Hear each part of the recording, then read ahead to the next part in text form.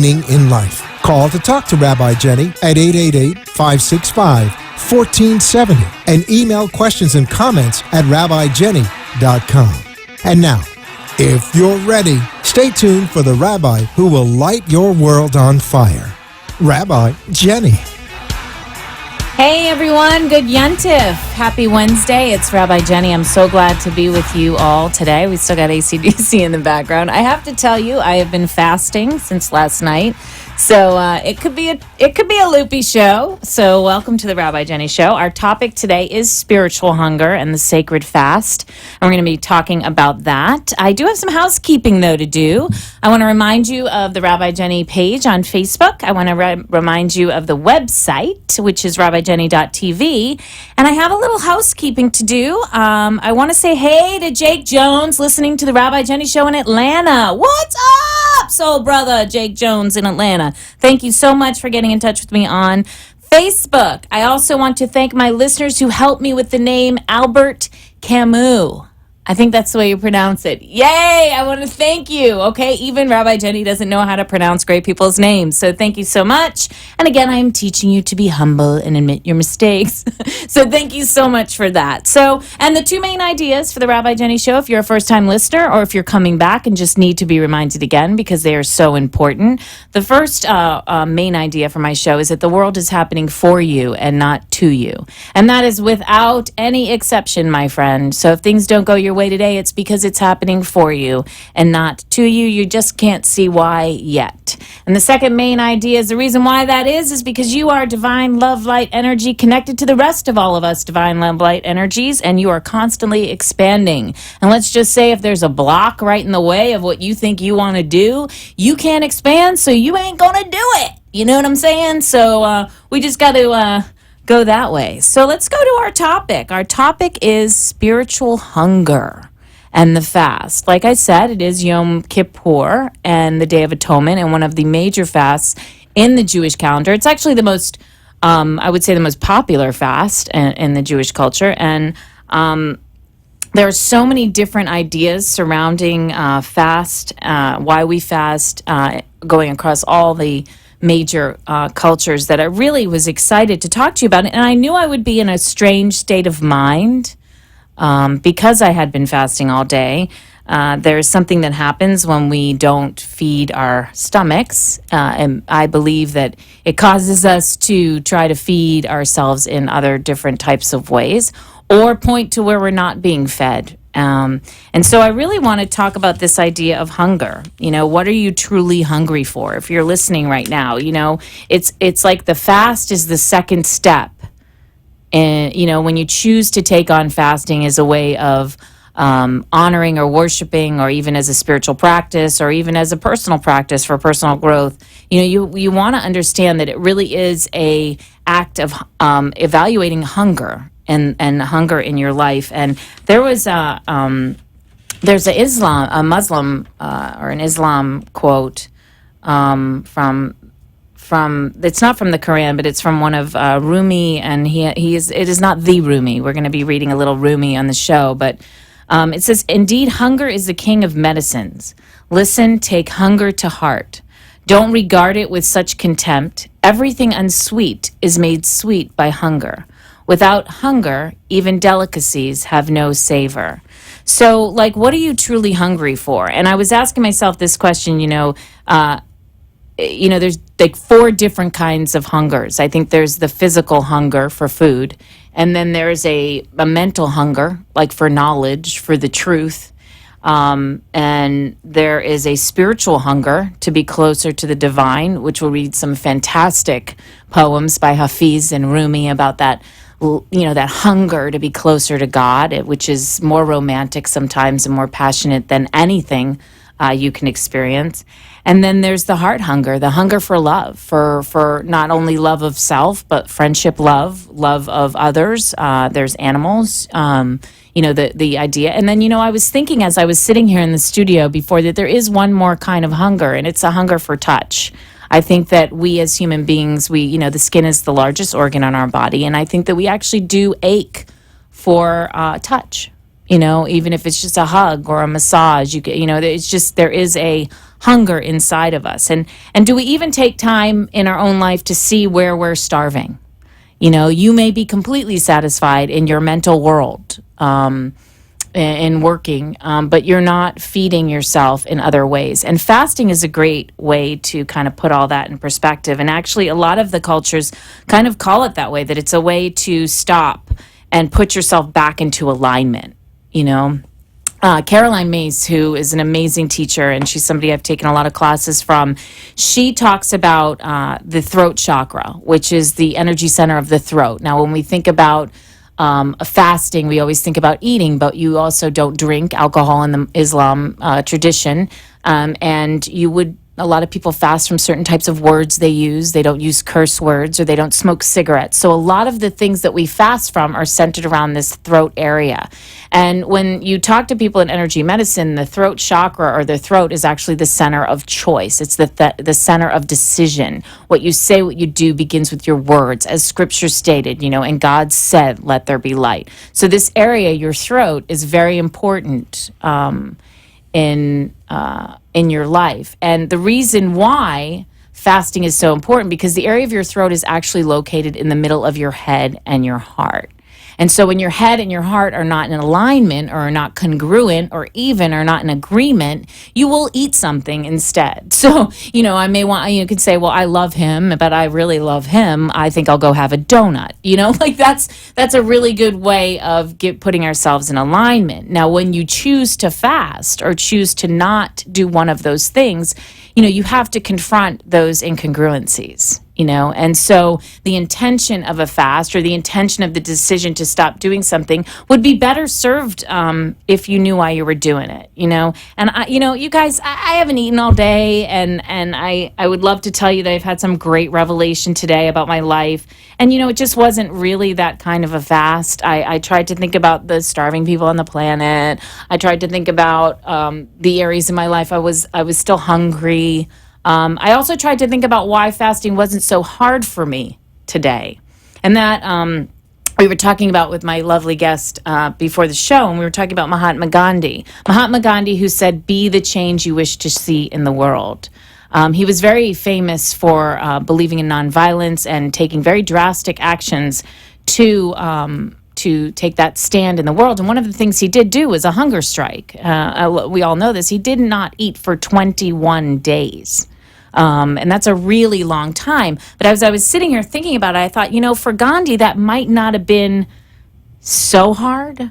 Of course, you're like, Jenny, how can you say that? Gandhi was amazing. It's not what I mean. I just mean this is a man who is completely full in so many areas of his own life, that the idea of being physically hungry was able to be balanced out by his satisfaction mentally, spiritually. He knew he was being true with his heart. He was very close with his family. He was very clear on his intentions and in his spirit and his mind. So his physical hunger he was able to do that. He was able to take that stand, And so if you're confused, if you're in a period of your life where you're not quite so clear, this is a really good thing to do. I'm going to share about my own. I did a quest, a vision quest. I'm going to talk a little bit about the Native American idea of a fast, which is a vision quest. That's also in the shamanic or indigenous traditions. They call it a vision quest.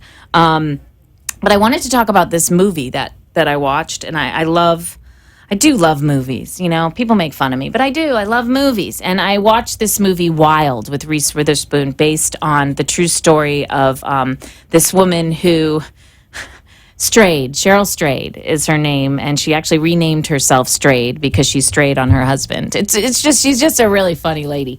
But she actually makes this choice to hike the Pacific Coast Trail to basically get her life back into alignment after her mother died, and she became addicted to heroin and sex.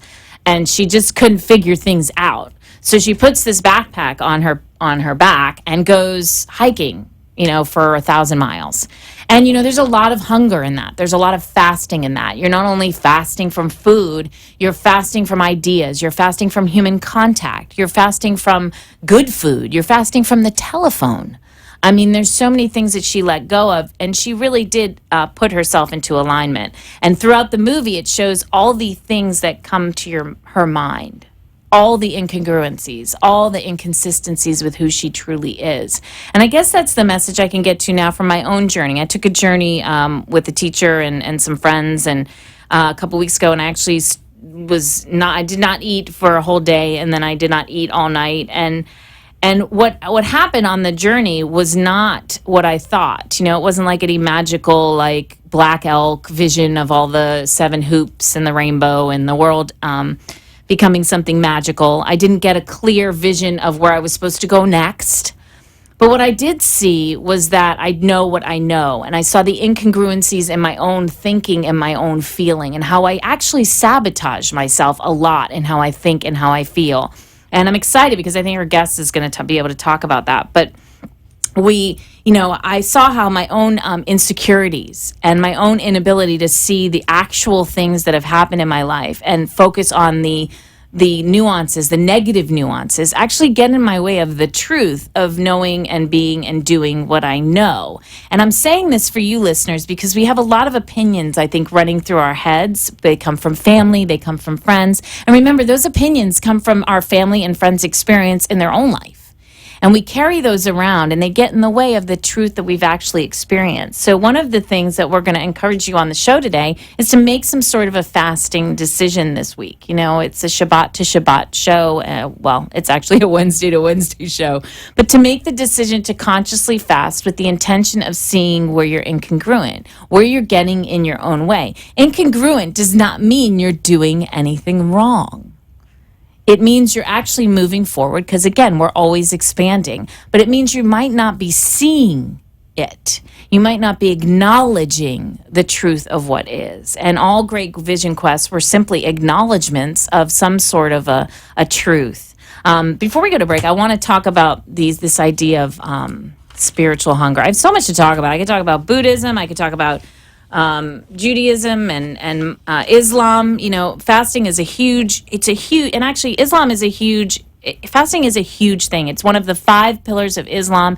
They actually have an entire month, Ramadan. Some of you might have known it. It coincides sometimes with Lent. And it's very similar in that the fasting isn't just being fasting from food. There's a very intentional nature to Ramadan. They fast from sunup to sundown. And it is there are different days for different intentions. Please, if you would like to teach me any of this in more specific ways, I would love to learn. So if I'm misquoting it, please don't get huddled up. I think it's amazing. Some days are to focus on the hungry of the world. Some days are to focus on the self. Some days are to focus on actually being closer to the ones you love.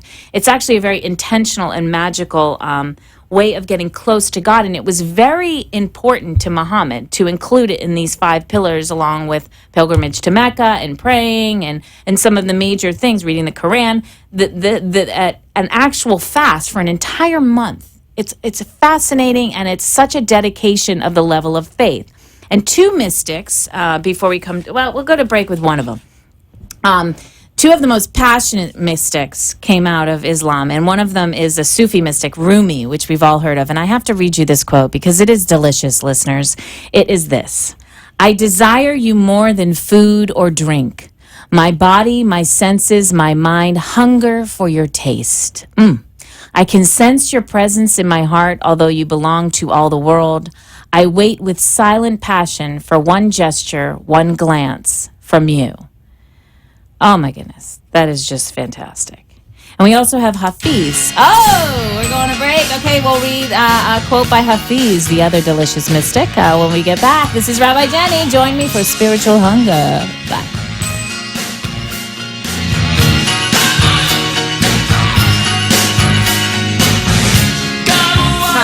Rabbi Jenny from the Rabbi Jenny Show. Are you planning a wedding, baby naming, or bar bat mitzvah? Have you recently adopted a pet, bought a new home, or opened a new business? Do you have an important anniversary coming up and would like to renew your vows? Have you recently lost a loved one and need some compassion and care through this process? These are some of the many life events that touch our lives. It is at these moments that we need a special person for guidance and compassion and care to officiate and guide us through those moments.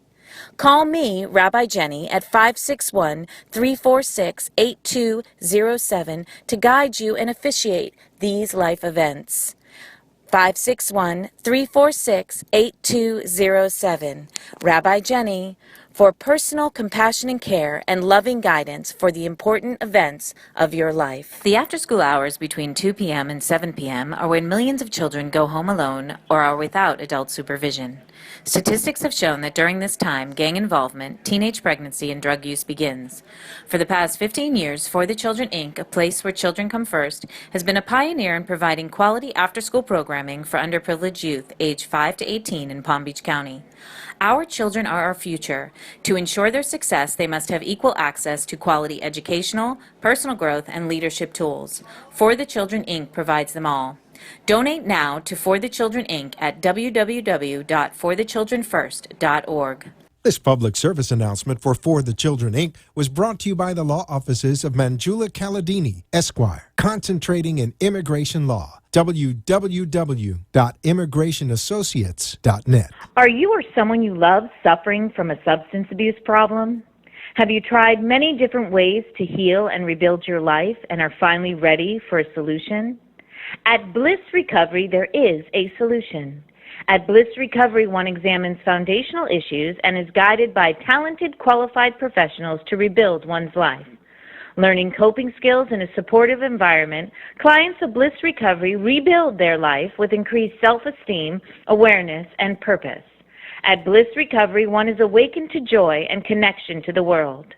Bliss Recovery, building lives, spirit, and soul. Find the solution to your substance abuse problem and contact Bliss Recovery now at 844-84-BLISS or go to blisstreatment.com. Bliss Recovery, building lives, spirit, and soul. You have been listening to Rabbi Jenny, who asks, are you ready to bring more light and love and joy into your life? A spiritually uplifting show that will change your world. Call in at 888-565-1470 or email at rabbijenny.com and share your thoughts with Rabbi Jenny. Now, back to our show. Hey, it's Rabbi Jenny. Welcome back. Good Yontif. It is cold. It is almost sundown. I will be eating bagels and lox and cream cheese at my mommy's house very, very soon. I'm very thrilled. We're talking today on the Rabbi Jenny Show about spiritual hunger and the fast and using the fast in your life in different ways. I really wanted to bring this to you. Currently fasting and a little loopy. There is a quote, we're talking about Islam and the mystics of Islam, and Hafiz, who I was introduced to by a delicious man, this is something he wrote. I want to read this to you before we introduce our Tom, Dick, or Harry. Okay, this is by Hafiz. In many parts of this world, water is scarce and precious. People sometimes have to walk a great distance, then carry heavy jugs upon their heads. Because of our wisdom, we will travel far for love. All movement is a sign of thirst. Mostly speaking really says, I am hungry to know you. Every desire of your body is holy. Every desire of your body is holy. Dear one, why wait until you are dying to discover that divine truth? Ooh. So we are ready to introduce our Tom, Dick, or Harry. Hey! Rabbi Jenny, talk to any Tom or Dick or Harry. Any Tom. Any Dick. Any Harry.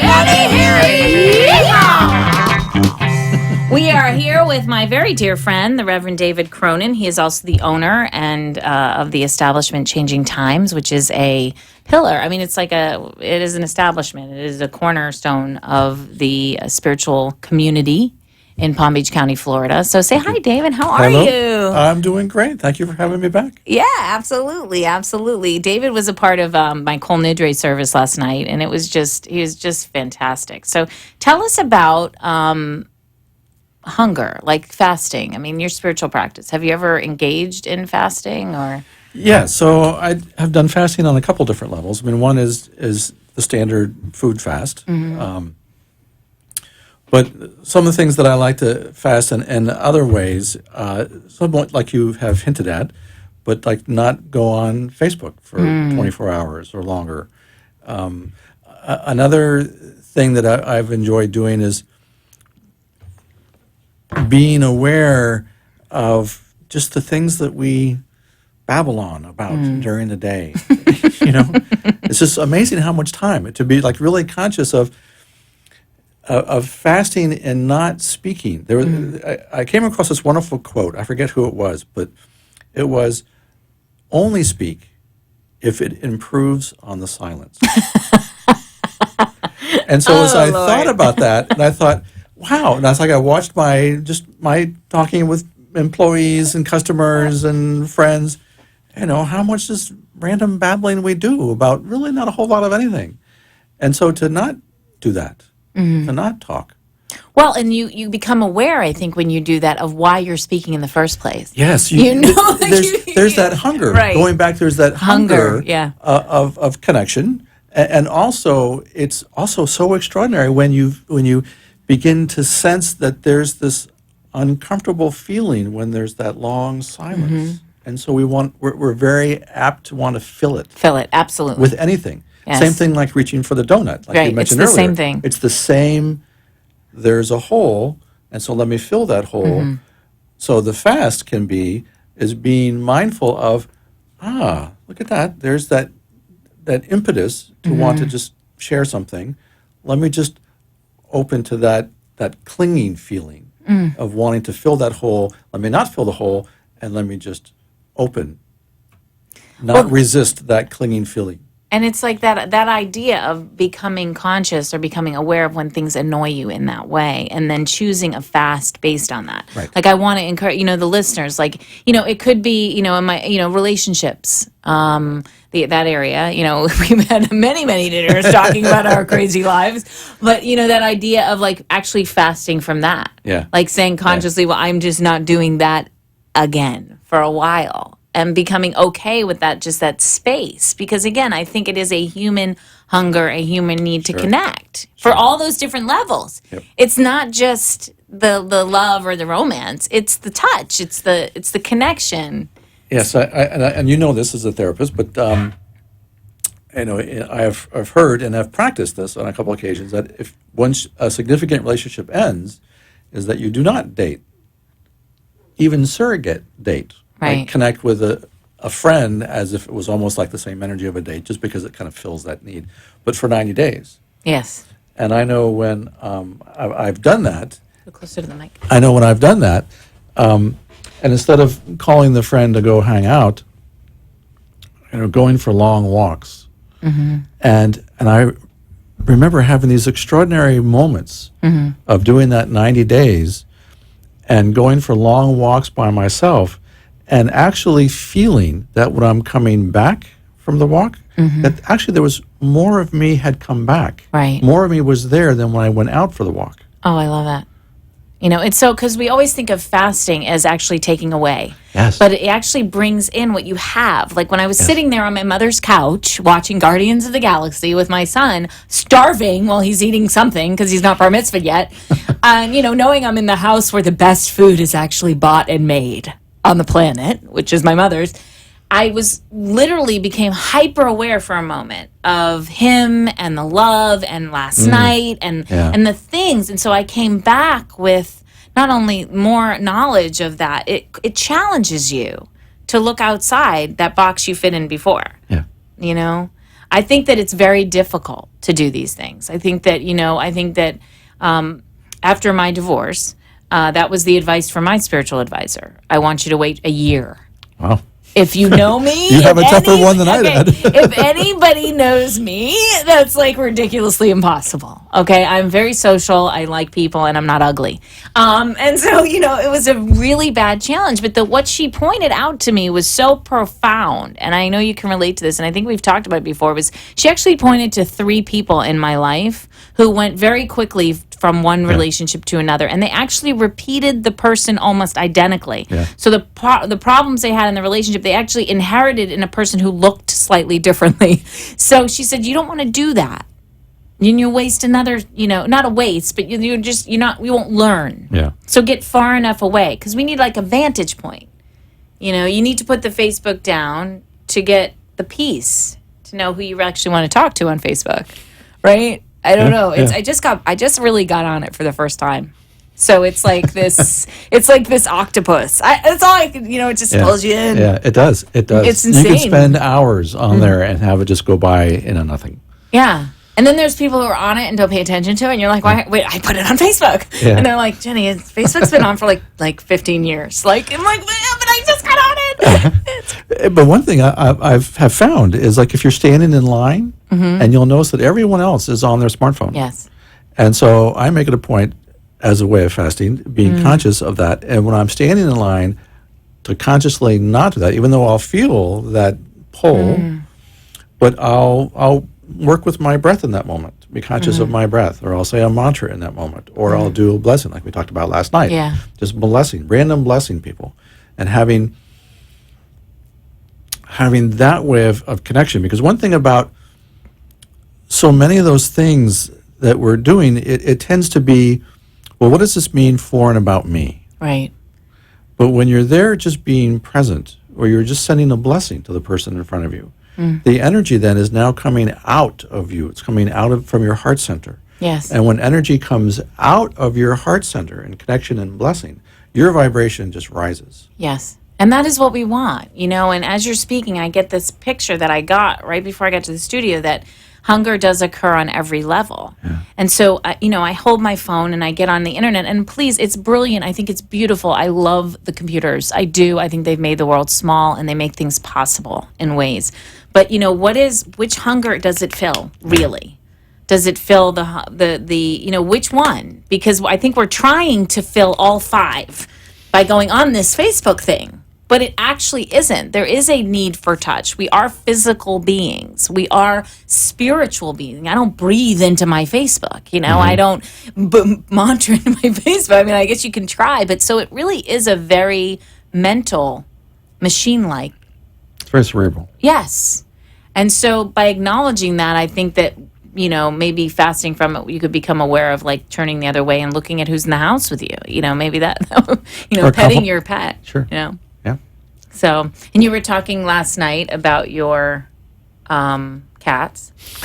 So, and the idea of fasting, like fasting from trying to fix it, fasting from trying to fix a problem you just can't fix. Yes, that nothing I was trying was working. Yeah. Nothing at all. And so when I really got that there was this sensation of nothing that I do works. There was this voice, because we're, let's face it, unless we're enlightened, unless we're fully enlightened, we're kind of a mixed bag of confusion and clarities. Yes. So there's parts of our being, parts of our mind that's very wise, very clear, very centered, very grounded. Parts. Sorry. The key word is parts. Parts is parts. But there's another part of the mind that's not that. That's right. Wounded. It's conflicted. It's still young. It's still struggling. And so I could get the sense of this feeling like, geez, nothing I do works. And then when it came forward, I got, wait a minute, I've heard this voice before. Yeah. This is like a reoccurring pattern. Yeah. And so let me put the cats aside and let me just be with that. Yes. Let me just kind of surrender into that. Find out what's going on with that. Yeah. Let me open to that. Let me send my love to that voice that's saying that, so I can understand why it's saying that. Yes. And we're going to go to break. We're going to talk about this idea of surrendering in the fast and a little Buddhism when we get back on the Rabbi Jenny Show.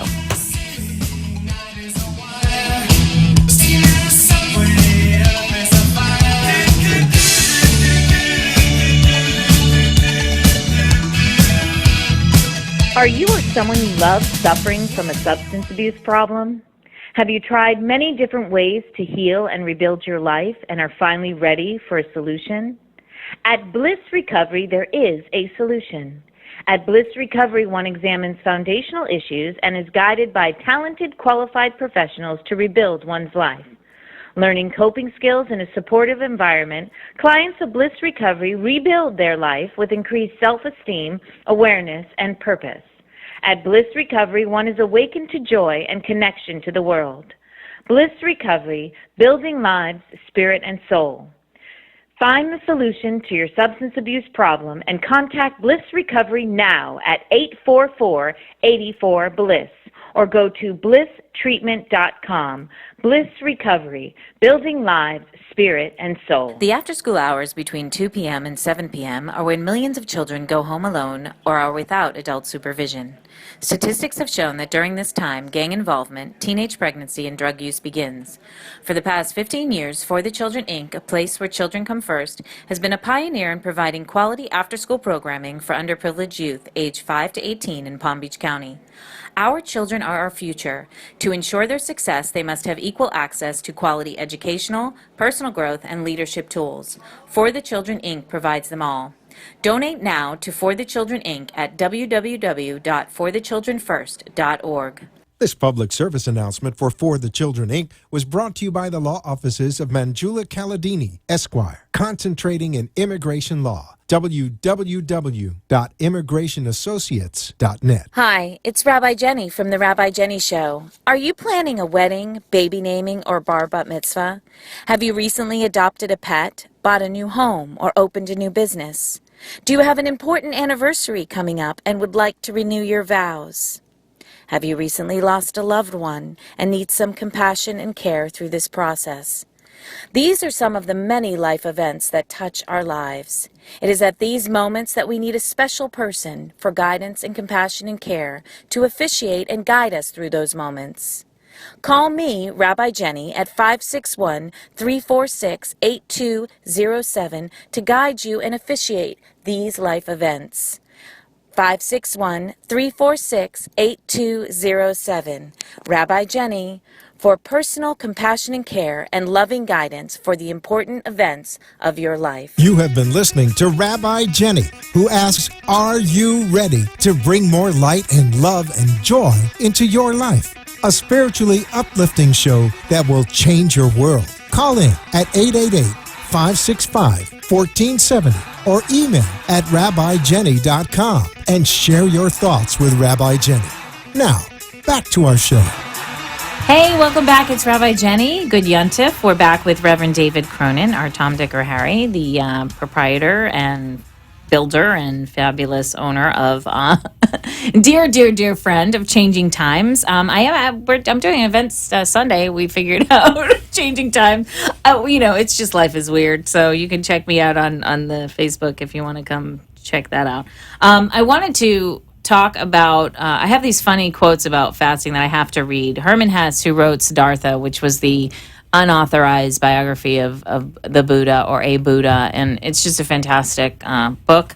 This is one of the quotes that he says. He says, if man has nothing to eat, fasting is the most intelligent thing he can do. It's choosing your circumstances. Like fasting can be a way, David, to choose what's going on in your life. Like, I have no one in my life, I'm going to choose to have no one in my life. I have no job, I'm going to choose to have no job. That kind of... Sure. It's like that can be very powerful. It changes your relationship to it. Yes. And then there's another one by Herman Hesse also from the book itself, and it says, everyone can perform magic. Everyone can reach his goals if he is able to think, if he is able to wait, and if he is able to fast.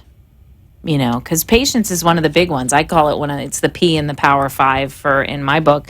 But we were going to talk about Buddhism because you have a background in Buddhism. A little bit. And you teach. Tell us about your classes you teach, by the way. You teach is it Thursday? Every Wednesday. Is it after this? It's right after this. It's right after this. Tell us all about it. How they get there, how they get in touch with you, and all that. And well, the store is at Changing Times, and it's on Village Boulevard. And so it's every Wednesday night, 7:30. And it's a meditation class, but it's specifically designed around our connection to others and in compassion and forgiveness. And so, one of the things that the most common root causes of suffering is this innate feeling that we get sometimes that we're actually separate, that we're cut off from other people. Right. And so there are actual meditations that actually open that up and that allow us to feel that connection to others, regardless of what's going on in their world. So it doesn't matter if their life is working or not working, if they're a loved one, a friend, someone we're having a challenge with, none of that matters. So it's really quite powerful in that sense. It's very life transformative. And then we do another meditation where we get a sense of our common humanity, and that I may have a particular challenge in my life, like with my cats. But they're my cats. It's my story. Actually, it's my daughter cats, if she's listening. Yes. They are now your cats, they're David. not my Acceptance. cats. Yes. Acceptance. But the thing of it is, though, it's unique to me. It's my challenge. But that feeling of geez, nothing I do works. Well, I'm sure that's a very common experience. People have had that. And so there's this meditation that we do where we get really in touch with the physicality of what does it feel like to have that experience. And know that there's probably millions of people who are having their version of that, because we have this common humanity. And so we set this very strong intention and prayer and connect to them on that level of the challenge. And we say this prayer that in this meditation that, well, as I walk through my challenge, because there are millions of people who don't have the clarity that you have, Right. they don't have the wisdom that you have, they don't have the resources that you have. And so as I make my way through my challenge, that it actually makes their journeys lighter. So it's like we're volunteering to be that head goose in a flock of geese. Yes. It breaks the wind resistance, makes it makes it easier. Another thing I like to just real briefly, it's like imagine the divine coming to you and saying, Rabbi Jenny, you have this thing in your life now. Let's just say it's fear. Let's just say a it's little. Fear. Just a little. I don't know if that's true for you, but let's just say it. Okay. And it says that the divine says, would you be willing, since you have this fear, would you be willing to go deep into that fear? And with the divine's help, we're going to help you work your way out of that. And as you do that, you will actually change the vibration of fear around the planet. Would you be willing to walk that? Well, and I love that, because that goes with the idea of, yes, I would, but it goes to that idea of fasting to connect with the world situation, and that's something I want to say. Fasting is not always an internal experience. In fact, as Gandhi, in his hunger strike, he was actually trying to affect the world. But there is periods in Ramadan, and there is a lot of rabbinical text about that we do fast, thinking about those who cannot eat. Yes. And so we actually experience there. So it would be a sense of, you could actually practice David's meditation while you're doing it and become in touch with that hunger, become in touch with that. And what is amazing to me is that I think a lot of what we view in America, I'm gonna make fun of us a little bit, because I have to. I love my country. I couldn't do half the crazy stuff that I do, including last night, without this amazing country that we live in. But there is a viewpoint that we have of the poor and the people who can't eat and the planet, that they don't necessarily, they're not smiling. When you look at some of these countries that we view, and the third world countries, and they play with boxes and not toys, and we say all those things, they don't have what we have. They do seem to smile a little bit more than we do. Yeah. Most definitely. And that could be a good fast, like fasting from frowning. What do you do? And also along those lines, a powerful fast is to be aware of all the things that we just kvetch about, complain about. Complain. Yeah, just complain about. And so to spend 24 hours and not say anything that you want to say about complaining about anything. Yes. It's very, very powerful. Okay, you see, very difficult. You begin to get a sense of how much you do it. Right. And how much of that energy we're sending out without even thinking about it. It's extraordinary. And there are some sacred paths that believe, and most of them speak to our throat, our speech, so you're actually putting it out there. And then you become aware of your own incongruencies. I want the world to be good, but I'm not contributing good things to the world. Well, that's not really very fair to yourself, Right. If you feel poopy, you're going to be surrounded by poop, Right. That's right. And it doesn't, and again, it's not about legitimate painful suffering that happens in our lives. Sometimes we make light, and I don't want people to assume that. I read an article, and I wanted to know your opinion on this, because the Buddha actually, I've really been doing a lot of reading, and when he received his vision or his great awakening, the Mahabodhi, under the Bodhi tree, he was fasting. And he did not have his awakening due to the fast. It is actually in an article I read by, it's actually a question and answer of Reverend Heng Shure, maybe, and he is actually the director of the Berkeley Buddhist Monastery and president of the Dharma Realm Buddhist Association. And he talked about that when Buddha stopped fasting, he realized his great awakening.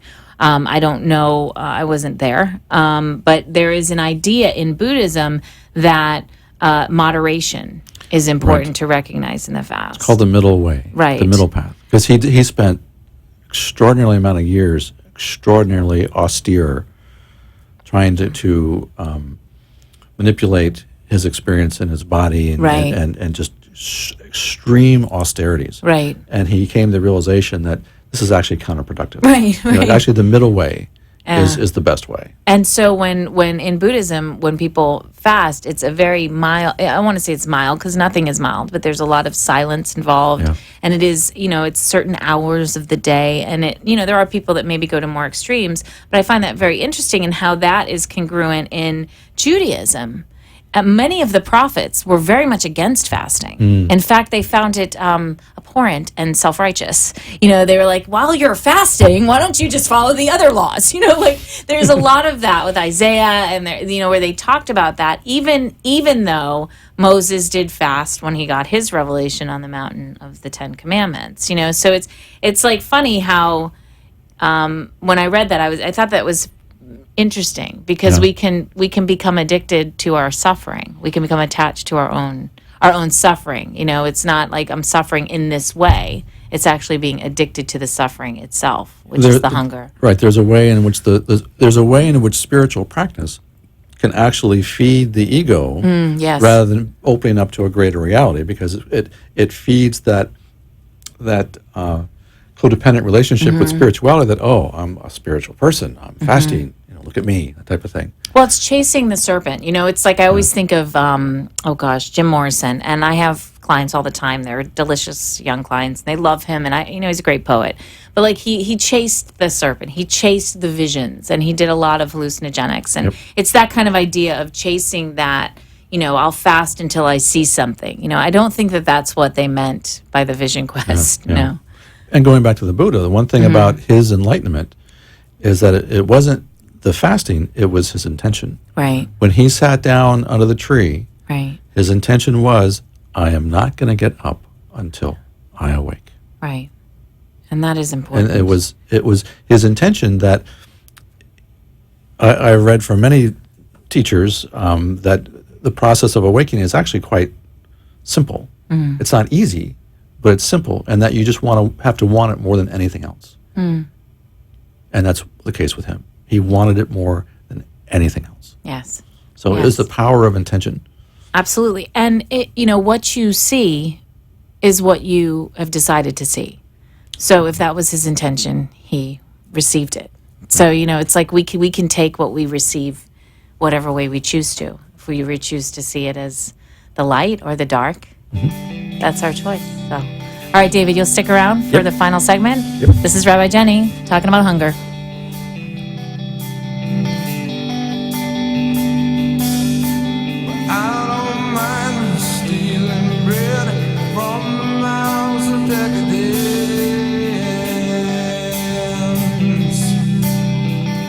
Are you or someone you love suffering from a substance abuse problem? Have you tried many different ways to heal and rebuild your life and are finally ready for a solution? At Bliss Recovery, there is a solution. At Bliss Recovery, one examines foundational issues and is guided by talented, qualified professionals to rebuild one's life. Learning coping skills in a supportive environment, clients of Bliss Recovery rebuild their life with increased self-esteem, awareness, and purpose. At Bliss Recovery, one is awakened to joy and connection to the world. Bliss Recovery, building lives, spirit, and soul. Find the solution to your substance abuse problem and contact Bliss Recovery now at 844-84-BLISS or go to blisstreatment.com. Bliss Recovery, building lives, spirit, and soul. The after-school hours between 2 p.m. and 7 p.m. are when millions of children go home alone or are without adult supervision. Statistics have shown that during this time, gang involvement, teenage pregnancy, and drug use begins.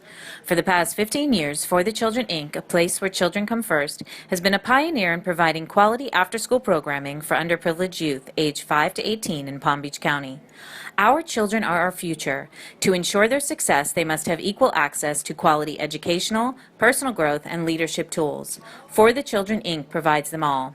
Donate now to For the Children, Inc. at www.forthechildrenfirst.org. This public service announcement for the Children, Inc. was brought to you by the law offices of Manjula Caladini, Esquire, concentrating in immigration law. www.immigrationassociates.net. Hi, it's Rabbi Jenny from The Rabbi Jenny Show. Are you planning a wedding, baby naming, or bar bat mitzvah? Have you recently adopted a pet, bought a new home, or opened a new business? Do you have an important anniversary coming up and would like to renew your vows?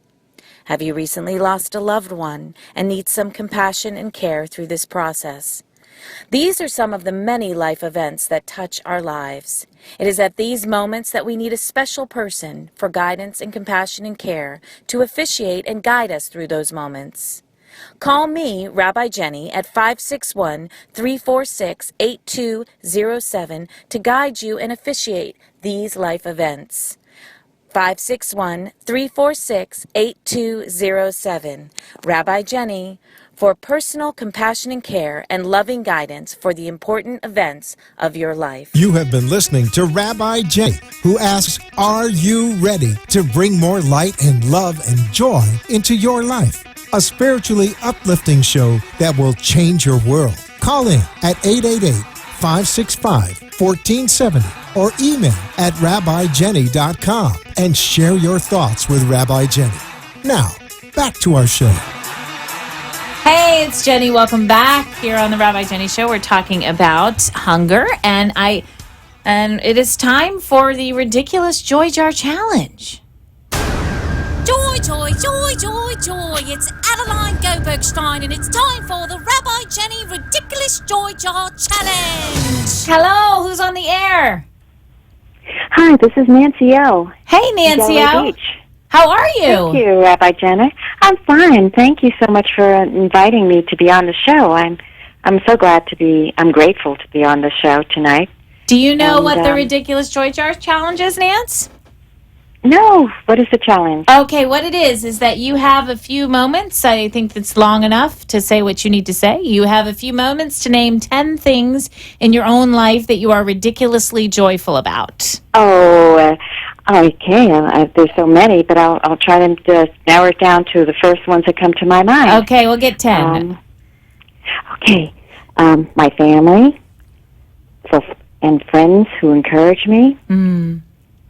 God's grace, strong body and clear mind, laughter, grateful for my faith, learning from my mistakes, growing older, having exactly what I need to have. And one more. Always a kiss and a hug. Oh, yes. Hugs are amazing. So tell me, Nancy, what would you like to promote today on the Rabbi Jenny Show? Well, I'm just so very fortunate that I have an opportunity to be able to do a little show for entrepreneurs coming up, and we're putting it together. Okay. On AM2 TV, and it's Watch Your Business Grow with Nancy O. Okay, another show. Yes, another show. So anyone, who'd like to participate, whether they're an entrepreneur or a small business or anyone who has a product or would like to represent himself. And what time is the show going to be on, Nance? Well, it's going to be probably, we're putting it together, it's probably at 3 o'clock on Mondays. Oh, it's so exciting. And, yes, and there'll be other times and during the week. And I'm very excited about it, and I'm very happy I'm very grateful to have this pleasure to be able to do this. I've been an entrepreneur my whole life, and now I get a chance to let people shine in their own business and the concept is also going to be able to promote them on YouTube and Facebook and other social media, and to be able to let them, talk about the product or the business. And it's going to be so much fun because I love to hear about other successes and, help bring it out. And it's short 15-minute segments or a half an hour, depending on a tailored program for them. Well, that's fantastic, Nancy. How can people get in touch with you to find out what you do? Well, do you have a website or? They can call me directly. Okay. And ask, it's Nancy O. It's 561 997 2348. Once again, it's 561 997 2348, and we can sit down and discuss about what they'd like to share. And I'm so glad to be able to do that. I'm very happy about that. Thank you so. Also, I'd like to. Oh, thank you so much, Rabbi Jenny, and also have a blessed holiday. Thank you so much, Nancy. I look forward to your show, and I wish you the best of luck from the Rabbi Jenny Show. Oh, thank you. Have a wonderful, blessed evening. Thanks, Nancy. That was great. That was beautiful. So we have an exciting show coming up, I guess maybe on the network, I don't know, about the entrepreneurs. And if you're looking for some coaching, and an important thing I always recommend is to find teachers and people to guide you on your way. If you do have a dream, maybe Nancy is the person to make that dream happen.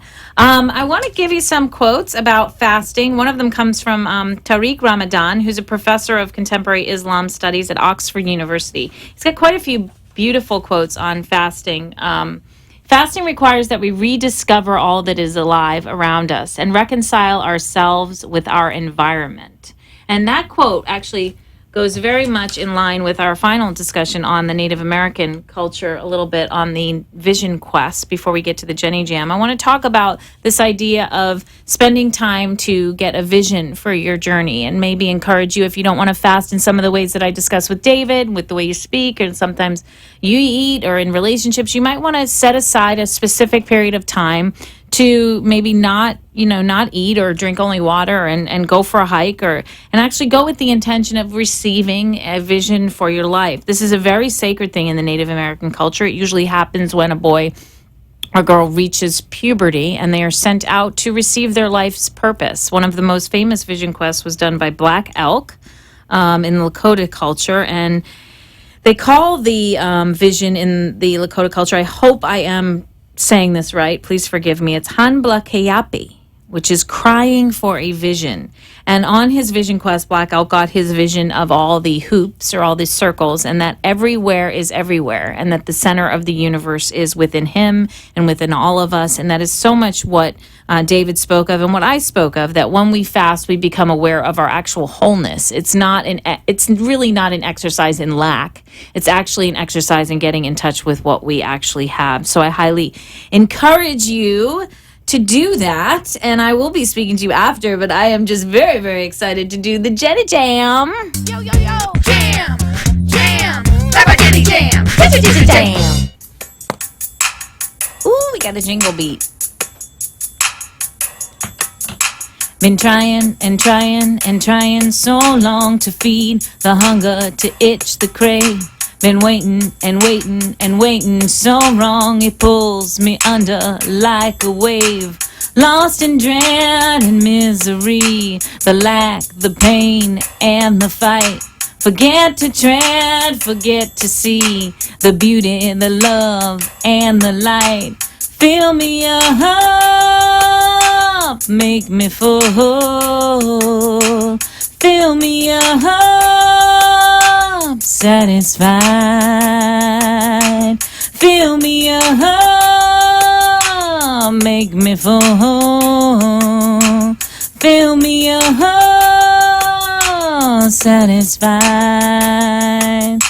It's aching and aching and aching, so hot to cool the blaze, to quench the fire. It's faking, it's taking, it's stirring the pot, lost in a maze, bird on a wire, stuck in the wire, the memory, the past, the when, what could have been. Forget to fly, forget to be, the magic, the flow, the love within. Fill me up,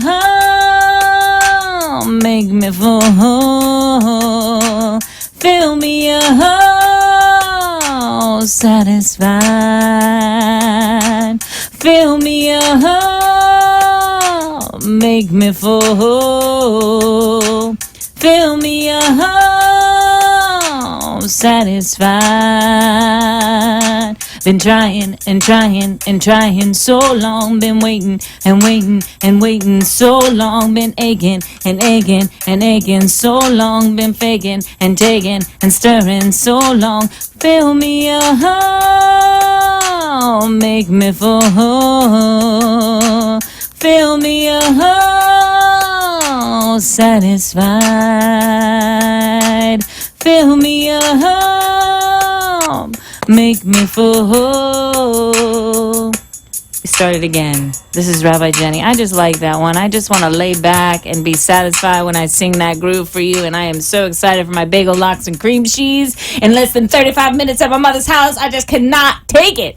So this is the last bit of the Rabbi Jenny Show where we are talking about spiritual hunger. And we're talking about the idea of incorporating the fast into your life as a possibility. You know, maybe you're not aligned with one of the major faiths that we talked about. Maybe you're just trying to find your way and something was rang a bell with you. But it is really important sometimes to figure out, if you don't know why you're irritable and discontent, forcing yourself, like Herman Hesse, into discontentment might help you figure it out. I know that in my own life, when I choose to not do things intentionally, I become aware of how uncomfortable I am. It is very comfortable to sit in your own space, to not turn on the TV, to not go on the Facebook, to not do things because you're stuck in your own company. But I promise you that if you stay in your own company long enough, you're going to realize the fabulous, beautiful creature of the divine you are, because there is no other you. That is actually one of the most beautiful revelations that I received on one of my journeys, was that human beings are actually completely different. Every single one of us is magically, fantastically different. And even if you fast on that idea, I want to encourage you to see how actually special you are. Every freckle on your nose, every crooked in your toes, everything that makes you you is exceptional and special. You are divine love light energy. I will see you next week, hear from you, hopefully on the Facebook or the website. I adore you. It's Rabbi Jenny. Keep shining.